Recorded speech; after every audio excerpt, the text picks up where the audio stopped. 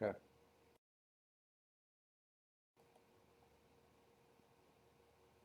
Where's the camera? It's the one below.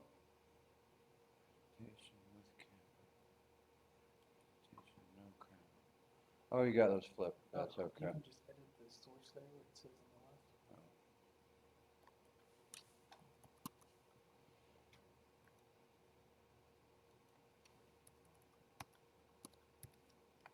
Okay.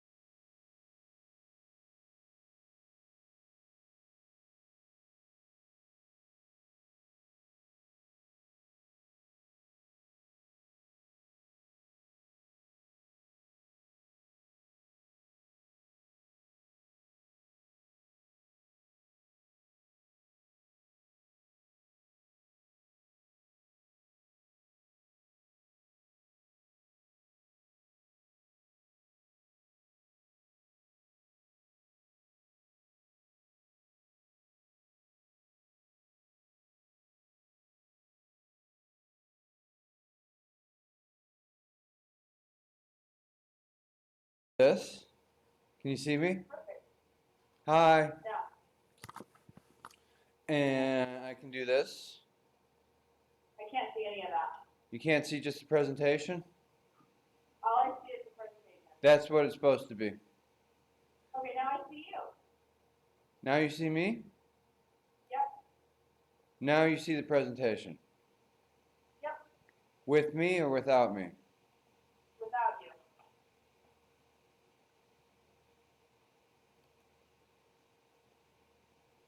Now you see presentation with me.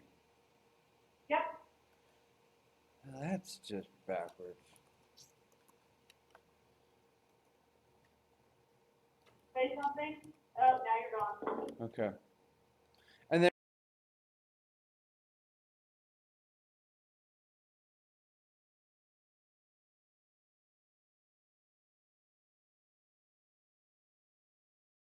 Meeting will start shortly. don't you want to look at me? We'll be right back.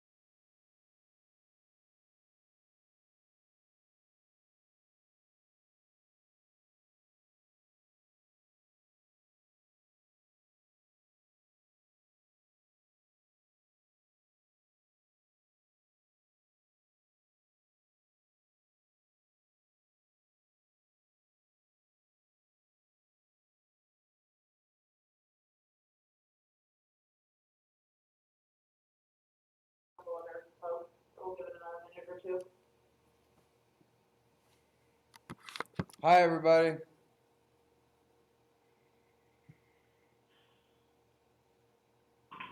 Hi, Brian. Hi, Bill.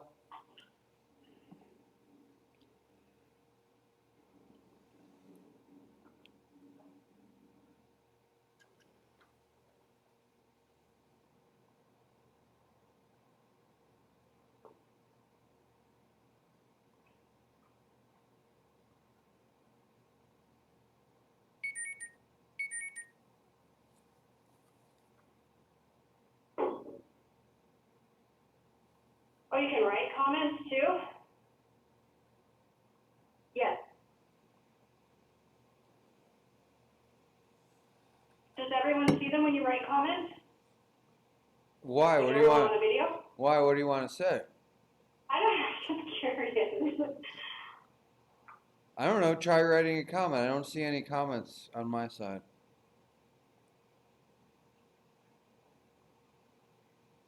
Okay.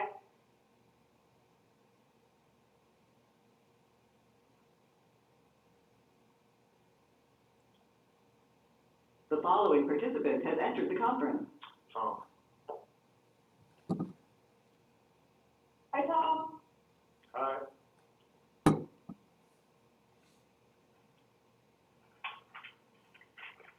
So, do you guys see the presentation in my face, or just the presentation?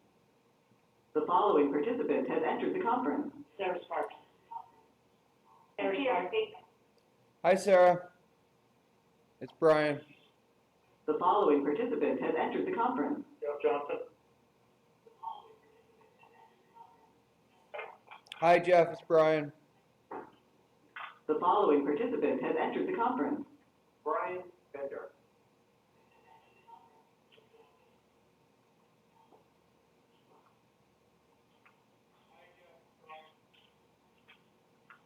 Good morning, everyone.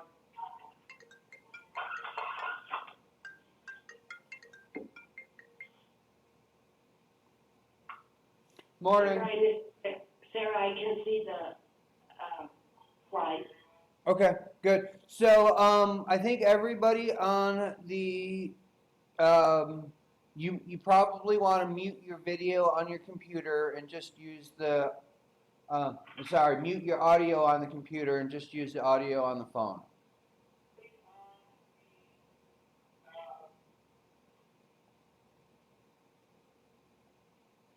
Can everybody hear me? The following participant has entered the conference. Jason Lindstrom. Hi, Jason. Hello. So, you want to mute the audio on the video feed and just use the audio on the phone. Can everybody hear What me? did you say now? I'm getting all kinds of feedback here. Just mute Okay. the audio on the video on your computer. Gotcha. Just did that. Is that better? That's much better. Okay. Can everybody hear me? Yep, yes. Good. Okay, Katie, are you going to lead the presentation, or do you want me to? I can lead the presentation. Everybody can hear me all right? Yes. Okay. So, the plan for this was just to go through kind of the basics of what phases 3 and 4 are going to consist of. They're very similar to phases 1, 2, 5, and 6 that we've done already. And so again, there isn't anything out of the ordinary. We're not moving the river in any situation in this scenario on these 2 phases. And it's the same type of bank treatments we've been doing. It's the same removal criteria we've been using, the 1,400 total COCs. And so this is just kind of the run through on what these 2 phases are going to look like, and kind of the plan moving forward so that everybody's in the loop. And we'll just kind of get through it quickly. And if you guys have questions, I've got the design team on this call also, so we can, if you guys have any specific questions, we can pull them in for that as well. So Brian, go ahead and go to the next slide.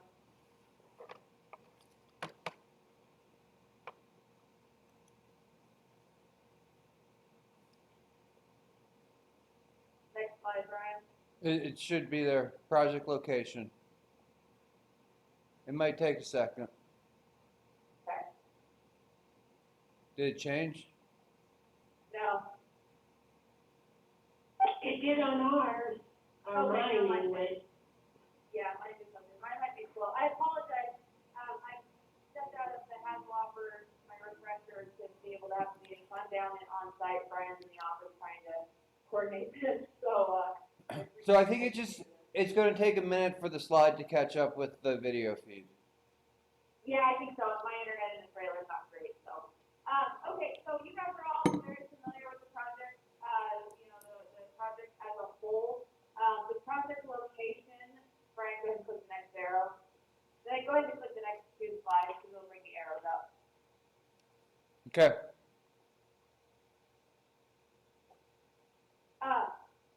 So the two phases that we're looking at are phase 3 and phase 4.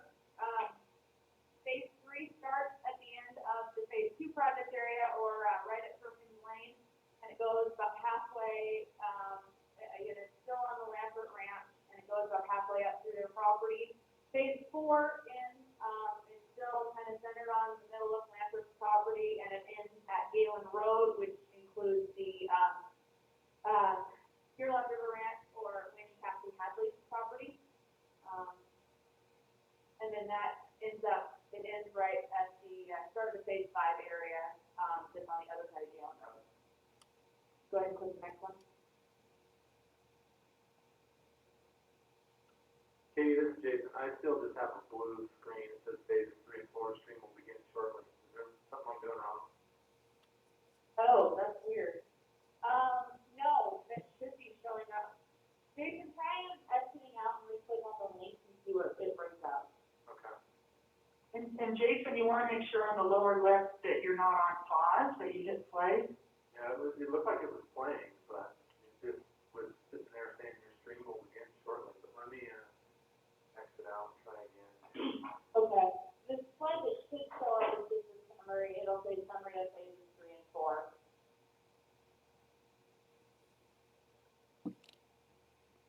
Okay. Let me mute my. Okay. It looks like I've got everything now. Okay.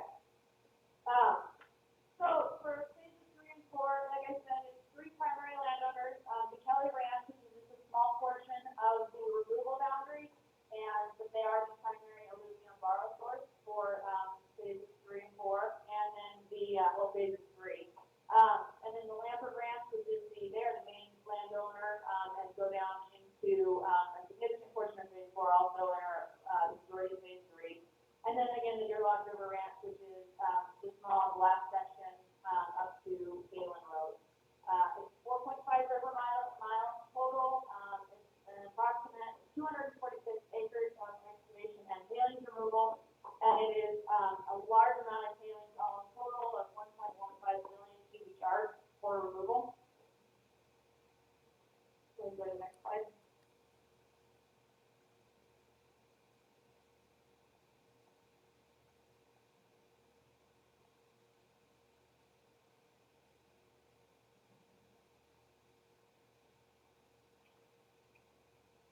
It's your stream banks with tailings layer slide.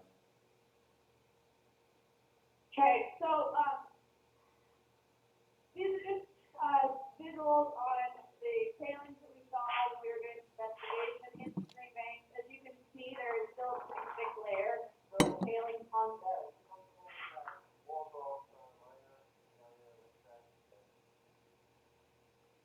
so it shows that layer between that we're seeing in the investigation.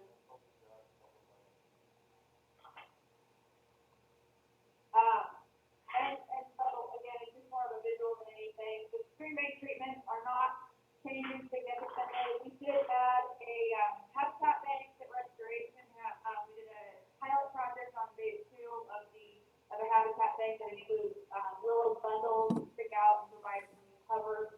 And I can provide that to anybody who'd be interested in taking pictures on those and how we construct those. But other than that, it's the same methods that we've used and the same treatments that we've used on phases 2, 5, and 6 of the site.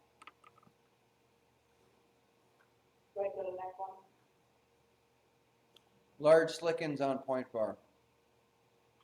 Okay, and then, it was really interesting looking at the investigation on this phase. There was a large spread out on the point bars, really large splittings that were fairly deep in these areas.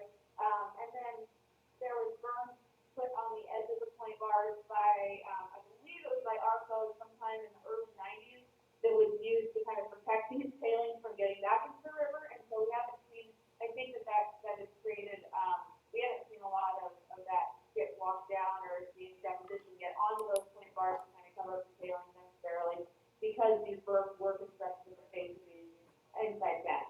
So, there is it's a good visual on the scale of the slippage that we find in phases 3 and 4, and kind of why we have such a high tailings, cubic yardage for these two phases. I think we're on to the last one, Brian. Future land uses. So with all these three landowners, the two, Lambert and McKellies, both are looking at, practical agricultural uses, continued ag uses that they have. So some of these lands, the removals go into the, sections of their hay fields that are lower in the riparian area. We will maintain those areas. There's some cattle grazing areas, some grassland pastures. We developed a grassland pasture mix and a riparian pasture mix, so that, the two different elevations in the floodplain and the riparian area is gonna be for those, in the areas that we've lowered the floodplain, but still allow for cattle access after the 5 years that we have the access agreements with the landowners. But again, native mixes. We also have the riparian areas that we've created in the other phases, the 100-foot buffer where it's feasible. And, we also have a conservation easement on the Hadley property. They are looking at continuing to use that area as, keeping it open for recreational uses. So their, the construction and the remediation on theirs is really focusing on that and not necessarily the, pasture mixes and grassland pastures. We're still looking at to allow the 2-year, return flow. And then again, the easement encourages public use and recreational access. And then we'll maintain, any of the cattle grazing. There were some areas where it's a blower and create the riparian pasture mixes. And then we'll, in the hay fields where they're currently existing with, alfalfa primarily, but we'll work with the landowners to potentially do some cover crops there, prior to them planting it back into alfalfa. The big driver for that is we've got their pivots that are already functioning in those areas, and so we want to make sure that we leave it to what their future land use is gonna include. So again, it's nothing outside of what we've already done on phases 2, 5, and 6. So we just are creating it on a kind of a larger scale than what we saw in phase 2. Go ahead, Brian. Schedule. So I gotta wait for the screen to pop up to totally be able to go through the schedule, but, so the projected schedule, because of the size of this phase, we've decided to break it up into, actually 3 construction projects. 1.15 cubic million yards is just too large to be able to group into one. The amount of time that it'll take to go into that is gonna be too big. So we broke it into what we're calling phase 3A, which starts from Burgess Lane and goes on up to the old Milwaukee Railroad Bridge on the Lambert property. And then we have 3B, which will run from the old Milwaukee Railroad Bridge to the end of the Lambert property, the Lambert Ranch. And then, Deer Lodge River Ranch, Wayne and Kathy Hadley's place, is phase 4, and that will be the last one, for this phase for the construction. We are looking at getting Act 2 construction on phase 3A in late 2016. We are currently working on the draft bid package, and getting our comments together on that, and we'll incorporate comments from this meeting, from you guys, into that bid package as we develop it. And then, like I said, we'll go to construction for 3A, and then constructions on phases 3B and 4 will follow sequentially, and fairly quickly, since we'll be able to get those together as we're at construction on 3A, and got the investigation phase done, we're working on the design component. So, Amy, this is Sarah, I'm sorry, so, 3B railroad bridge to the end of Lambert, is Correct. and then 4 is what? 4 is all of the, Deerlock River Ranch or the Hadley property, so it's just, they will be the only landowners in phase 4. Okay, thank you. Yep. And we did that for a couple of reasons. One was just how we could break out the tailings quantities so that it was a little bit more equal, and then being able to finish up all of Lambert's property before we get onto the Hadley property. And we're able to find a pretty clean break line in the design as well. So a couple different factors. So comments for this, I'm asking that, we get any comments on the preliminary design plan for phases 3 and 4 back to me by July 15th. You can email them directly to me. If you need more time to provide comments, please just send me an email, let me know, or give me a call and let me know. And we will, we can extend that time frame a little bit to work with you guys. If you have questions after this and you want to give me a call, so please feel free to do that. Any comments we've received on phases 1, 2, 5, or 6, we have incorporated into this preliminary design and already, so that we're keeping that consistency.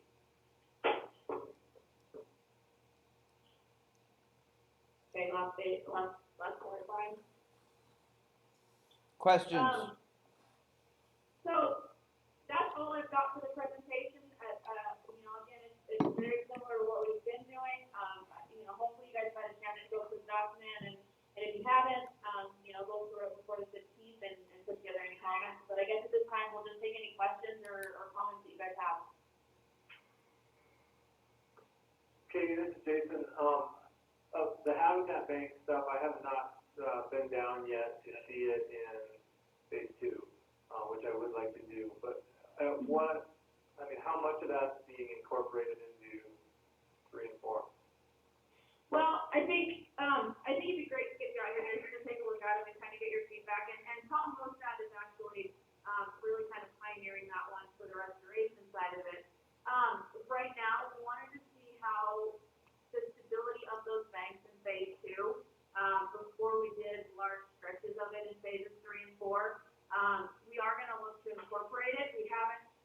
That actually was a question that came up this weekend. So where are we incorporating those habitat banks and where are we placing them? So I don't have like a percentage or a quantity yet, but we will. That's something that I can get to pretty easily in the next couple of weeks once we go out and discuss those areas. Okay. And it actually may be useful to have you, when we go out there and walk and look at locations, to have you join us for part of it or something, so that you're involved in that discussion as well. Sure. Yeah, I definitely would like to be down there too, to set the phase 2 soon. And Jason, you're stuck with us on, I forgot what day in July, but when we go out with Dan Brewer, we can look at them too. Okay, yeah, that might be the best time. So. And by then we'll have a better idea, as a team, what we're looking at for phase 3, kind of where we might be able to incorporate it. And when we do our field visit out there, I'll keep you in the loop and make sure that you're included and invited back. So Jason, What? I'm assuming that the habitat banks are something that you would like, and you are looking to see more of them. Is that kind of where you're going? Okay. Yeah. The other question I had, and I haven't had a chance to go through the entire document, so if you covered it in there, I apologize. I know there's been some definite recent instability in phase 4, for sure. And I'm just wondering, how is that being incorporated into the current design? I mean, the old meanders are, I'm assuming, not going to be reactivated. Is keeping the river in its current location, is that going to create any stability issues down the road? I mean, while in the chat. Karen Boyce, do you want to answer that? Sure. So Jason, I imagine you're referring to that cutoff that occurred down on Hadley? Correct. Yeah, so, phase 4 is probably one of the most sinuous, phases that we've worked in, so we have that issue on we have several very tight bendways, and so we basically have, the goal is to maintain stability on those bendways until we get vegetation reestablished, so that means we We include several measures to try and dissuade these cutoffs from happening, and that includes topographic measures. You know, we have less frequent flow over the course of meanders. We add extra wood down these avulsion paths. We make sure that the bank treatment on the downstream side is resistant to head cutting. And then we have microtopography, et cetera, and then we do dense plantings on those outer banks. So we add those things, but one thing you'll notice in this report is that we still have a few meanders down there that are especially tight, and they probably would be prone to changing regardless, just like we saw on that one meander a few years ago. So it's not to say that it certainly could not happen with a big event, but we also monitor those closely in the first few years to see any kind of incipient formation of channels that would drive a cutoff. So you're right, it is challenging down there, and I think you would see change with no action. And we're just trying to, you know, put that off. I think in the long run, several of those meanders will cut off, as you know, but we're putting those measures into place to try and really slow that process down for the next, 5 years anyway, till we get vegetation in there. So the basic plan is just leave the channel in its existing configuration and just kind of, I don't want to use the word armor, but for simplistic terms, I will, just kind of armor those places where it might be a greater concern up front, and then just kind of let it go as, after things are cleaned up and things are a little more stabilized vegetation-wise, just kind of let it go. That Well, sounds like what. yeah, we're not armoring per se. We're still designing everything to be resistant up to a 10-year event, the floodplain and the bank toe. And so we looked at each of those individually, and where we have there's typically floodplain alluvium that'll resist that erosion, but some of them it'll be kind of close. So they're going to be deformable certainly in the long term and anytime over a 10-year event. And then the other thing you'll see is that the cutoffs that do happen, and in other phases as well, where we have these oxbows, we're actually incorporating those into the design for, wetland habitat areas and slack waters and things like that. So we should That say, is something, short-term stabilization instead of armoring. Yeah, that's what I knew it Yeah. didn't use armor, but, Yeah. So, into the week, so I'm kind of. okay. How about, oh, go ahead. no, if you're still on the same, I was gonna switch gears, so.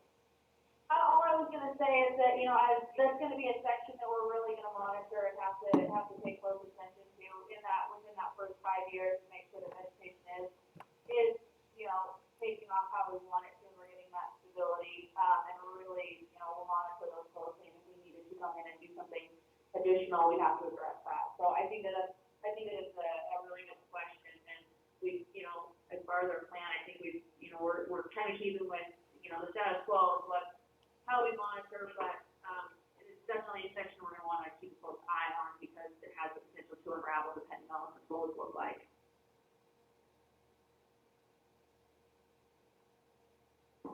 I agree with that one. The other question I had, and this might be, again, haven't got that far in the design documents yet, what are the kind of the pond, wetland creation plans for this reach? In terms of, is there going to be much borrow from these sites? What's the end result going to look like? So for phase 3, we will be looking at a borrow source on the Kelly Ranch, which will be as significant. We're looking at about 300,000 cubic yards to pull out of there. So it will be Bill or Karen, my cousin. Do you guys remember the acreage on the Kelly Borrow?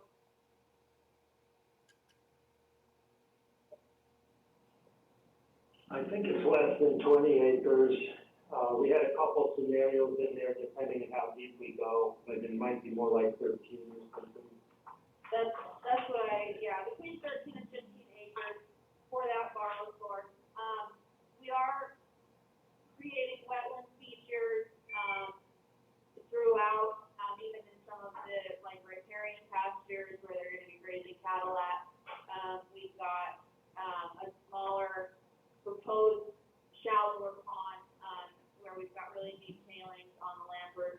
property, on the south end of the project, the southwest side, the southeast side of the project, which would be, you know, we go to Dustin Tailings, we were looking at 4 to 5 feet, and then some other, on phase 4, some of the side channels, little dock bows, you know, creating those as riparian areas, and then again, additional features on, you know, wetland features throughout the floodplain, especially in the conservation easement area.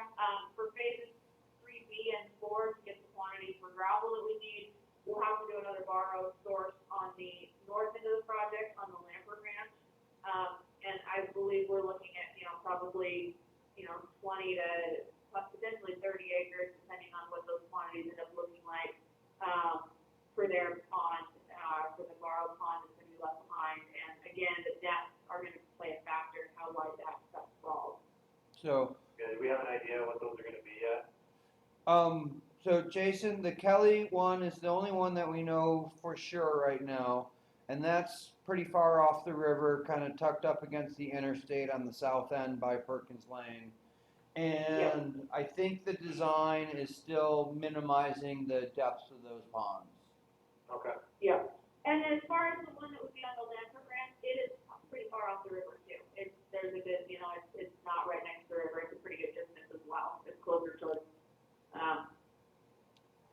the interstate. So What what are, we're, I mean, what are they in relation to, like, the, you know, the water event style floodplain? I mean, obviously 100-year would reach them, I'm assuming. They gotta be like at least, I'm guessing, they're at least 50-year floodplain, Okay. just yeah, from I what would I'm say it's looking. close to that. But again, I am guessing. But, We so, could look at that and we could evaluate that and get you a more definitive answer pretty easily. Okay, yeah, I mean, that's not, you know, I put a bunch of work into that. I mean, our same comments from before are the same, you know, just we want to Yeah. minimize depth on a lot of these things, just so we don't end up with a bunch of illegal Yeah. fish ponds that are in the floodplain. Yes, absolutely. And we've definitely taken that into consideration as we've been talking with landowners and, you know, a lot of them are like, well, can you make it 15, 20 feet? We're like, no, we've got to minimize the depths and so we don't have overwintering fish. And, so that's a big driver as far as how many acres we end up having to develop based on the depth of what the gravel is and how we reclaim these. Perfect. That's all I think I have right now. Okay, anybody else have questions for us?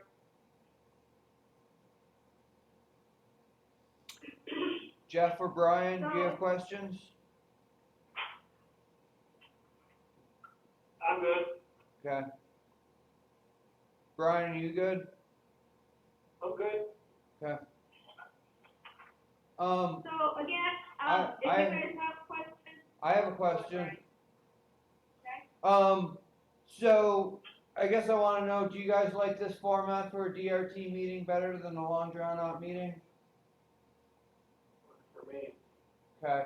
There's some, like I can see in phase 7 where there's significant restoration, public input on fishing access, we'd need to have a formal meeting, but if it's kind of just the same old, I vote for this format, it seems to be better.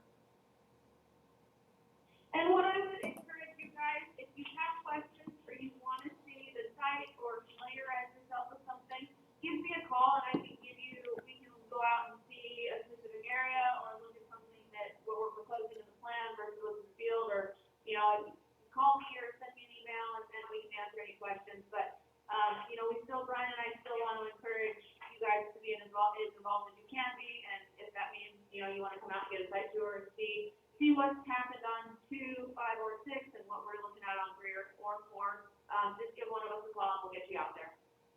I have one quick, Jason, I have one quick thing that just popped up into my brain too. It really, regarding the old railroad grade there, that looks like it's going to be the break between 3 and 3B. I'm assuming the answer is no, but is there any design upgrade for that structure, that crossing structure, which is an absolute nightmare in there right now? The old railroad bridge crossing structure, we are not doing anything to that bridge. Lambert had a lot of concerns with us even if we we were to reinforce it and use it for hauling or to get over that bridge. So we're not gonna be doing anything, as far as that bridge goes. So it will remain we're with gonna- all the, Mm-hmm. after everything's done, okay. Yeah, yeah.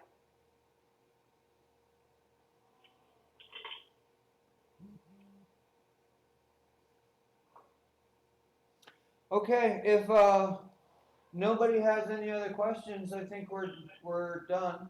Can I ask Katie and Bill and the Karens and Amy to stay on the phone though? Yeah, thank you. Sure. Very much. Happy 4th of July to you all. Happy 4th of July, everybody. You guys too. See you guys. Bye. Bye, thanks everybody.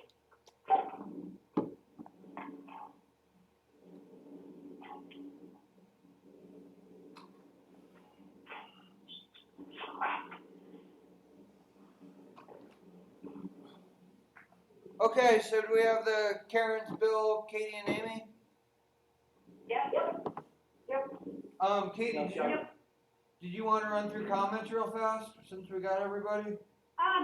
Brian, here's what my proposed plan is, because I wanna give these guys a chance to look through them real quickly, Okay. before we talk about them, because I think, because there's some that are gonna need rewording or how we wanna readdress them, I think that it'd be beneficial to let them kind of go through them first. Okay. So what I'm proposing is to send out the comments that I have. I'm still waiting on Brad's comments, but I can get you guys, just the draft comments we have so far. Probably this afternoon or tomorrow, I can send to you guys. And then I guess the question is, what is your guys available next week or the following week?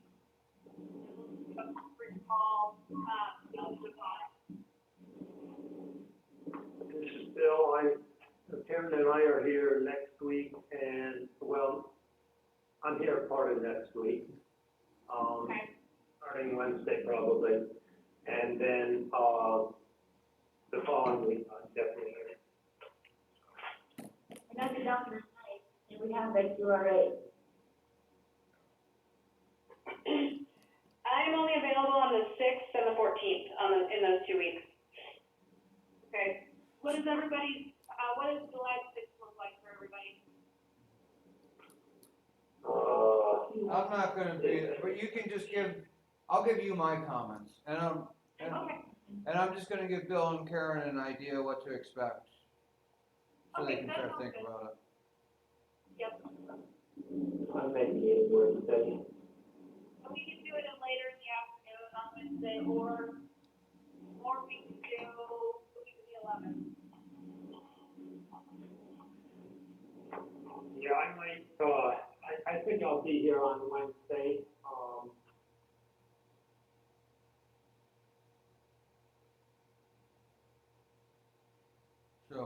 So just mainly Bill and Karen, so you have something to start thinking about.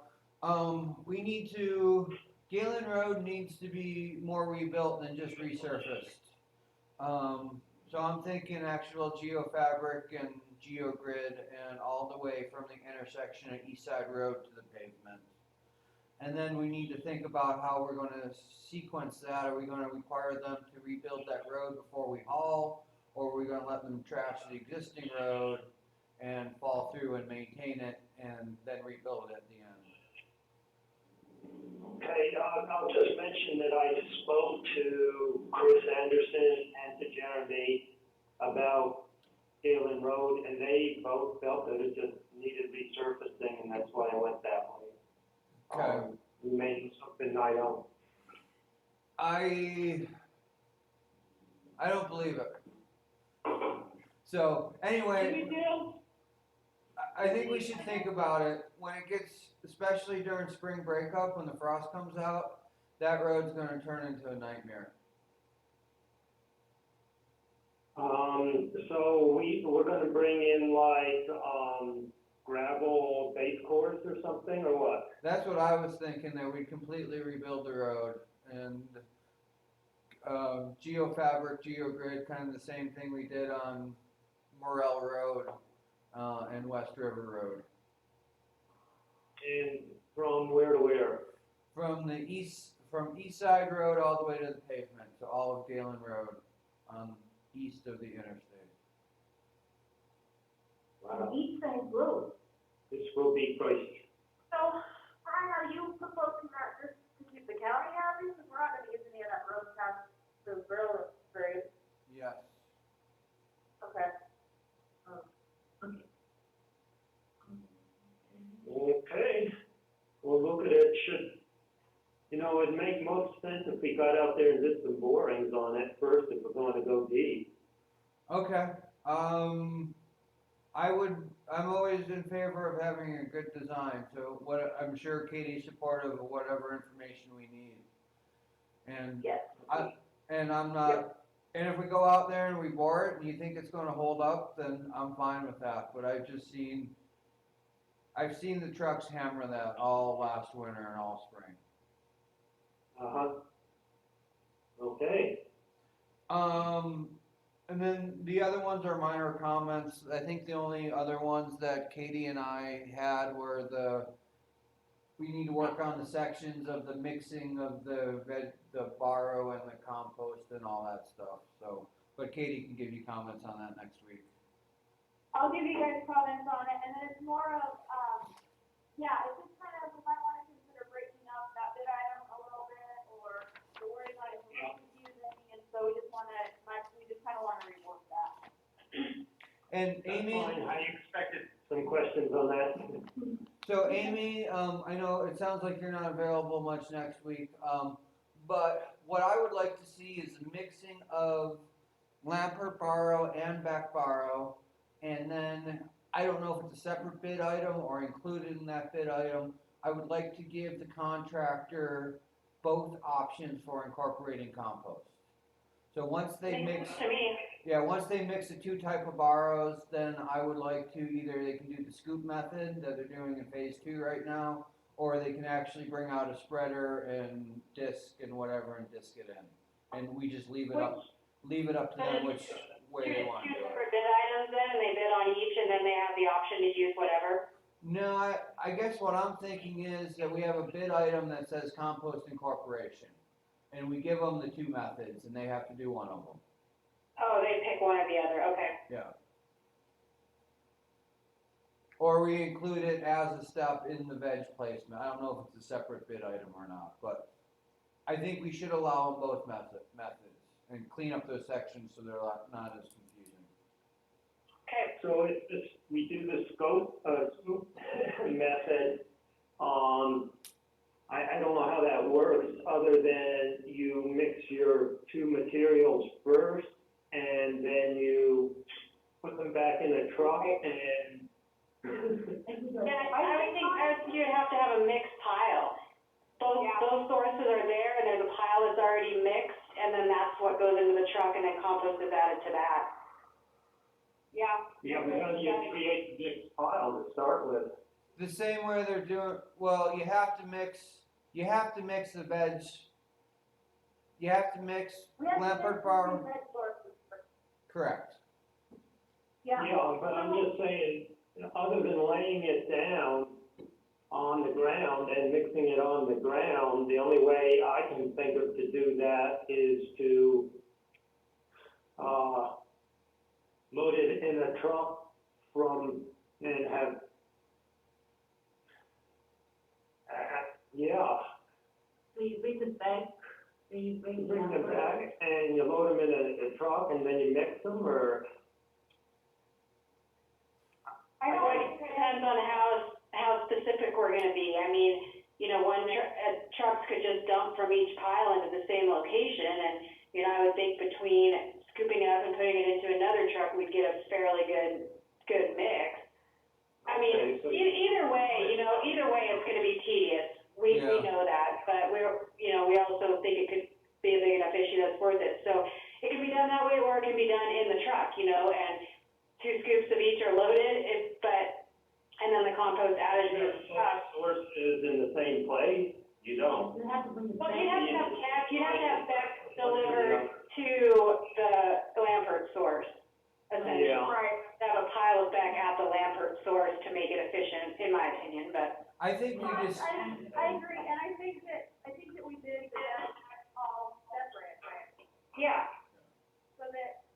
it on site, and we can put it there, that they stockpile it on site next to the veg storage, and then we've got, and the compost will be delivered directly to the site. They've got all three materials there, and they just have to mix it and place it, and how they wanna do that, you know, we can leave that up to them, but I think efficiency, they probably load it X amount of scoops per material and then lay it out on the floodplain. I think there's something to think about, but I would suggest that we focus on writing the spec for what we wanna see and leave it up to the contractor how they do it.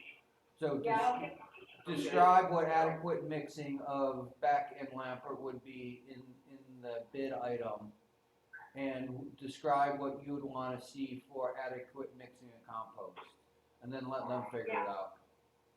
Yeah, I Well, yeah, think, but adequate mixing, other than a testing method for, maybe that's what you're looking at, we have to talk about methods for mixing. How much, if you're mixing in a truck or if you're mixing on the ground, how long you operate with a backhoe or whatever. Yep. Well, I can put a little thought into that too, Bill, and maybe we can just correspond on it before next week. that's kind of what I'm thinking, I mean, it's not, I didn't expect us to have an answer, and that's why I wanted to give you guys some time to kind of think about the comments and that specific issue, so that we've got a couple ideas you guys, we can bring to the table, and so Amy and Bill, you guys, Amy, since you're not available, you guys just kind of coordinate and see what we come up with. Okay, Sounds good? So, like, I guess, if we're planning on Wednesday of next week, what time, do we want to just do afternoon, I'll just send out a meeting request to everybody, and, we'll just kind of go through the comments. okay. That works? I'll just do later in the afternoon then. Katie, I'm just gonna leave my hand mark up on your desk and you can ask me questions. Okay, that sounds good, when I get back to the office this afternoon, we'll throw up, we can talk through them. Okay. Katie, do you wanna come over here, or do you wanna do it? Yeah, that might actually be easiest, I'll just come over there, meet up with you guys, or meet with you guys there, and if Karen Boyd, if you wanna just call in, Okay. that way you don't have to drive over, and then we'll include, Tom. Tom, are you on this call? No, I think I kicked him off. He's probably mad at me. I think you did. I'll make sure I include Tom in it. So, I got a question. Is there a Kelly area, Borough area reclamation plan? Yes. Yes? Yes. Okay, Yeah. then the special provisions need to be rewritten to match that. Huh, Put in your comments. I thought we did, but yeah. Brian, mark it in on your comments so that I can go back and look. Okay. So. Okay, well, Brian, I'll get with you and get your comments, and then, yeah, I'll meet with you guys next Wednesday, Karen, Bill, and Karen, and we'll go through them. Sounds good. Okay, thank you. Thanks, everybody. Thanks. Okay. All right, bye.